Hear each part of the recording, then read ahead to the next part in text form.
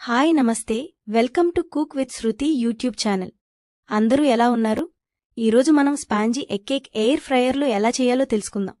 ముందుగా మిక్సీలో 1 కప్పు పంచదారను పౌడర్ చేసుకోవాలి. సుమారుగా 200 గ్రాములు. అందులో 3 గుడ్లు వేసుకుని పంచదార ఇంకా గుడ్లు మిక్స్ అయ్యేలా విస్క్ చేసుకోండి. ఫ్లఫీ సాఫ్ట్ బ్యాటర్ అయ్యేంతవరకు. ఆ బ్యాటర్లో వెనీలా ఎసెన్స్ 1 టేబుల్ స్పూన్ వేసుకుని మళ్లీ విస్క్ చేయాలి. 1 గ్లాసు నూనె లేదా నెయ్యి 170 గ్రాములు వేసుకోవాలి.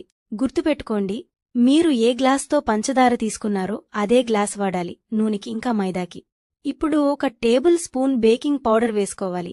మళ్లీ విస్క్ చేయాలి. గుర్తుపెట్టుకోండి, మీరు ఎంత బాగా మిక్సీలో విస్క్ చేస్తే అంత బాగా స్పాంజీ కేక్ వస్తుంది. ఇప్పుడు ఆ బ్యాటర్ మొత్తం 1 గిన్నెలో తీసుకొని మైదాపిండి 1 గ్లాసు సుమారు 150 గ్రాములు వేసుకుని ఒకే దిశలో 1 డైరెక్షన్ కలిపి ఆ బ్యాటర్ను అల్యూమినియం కేక్ ట్రేలో వేసుకోవాలి. గుర్తుపెట్టుకోండి, మైదా వేశాక ఎక్కువసేపు బ్యాటర్ ఉంచకూడదు. కేక్ ట్రేని ఎయిర్ ఫ్రైయర్ బాస్కెట్లో పెట్టి 165 డిగ్రీల సెల్సియస్ వద్ద 25 నుండి 30 నిమిషాలు బేక్ చేయాలి. 30 నిమిషాలయ్యాక మనకి కేక్ సిద్ధమవుతుంది.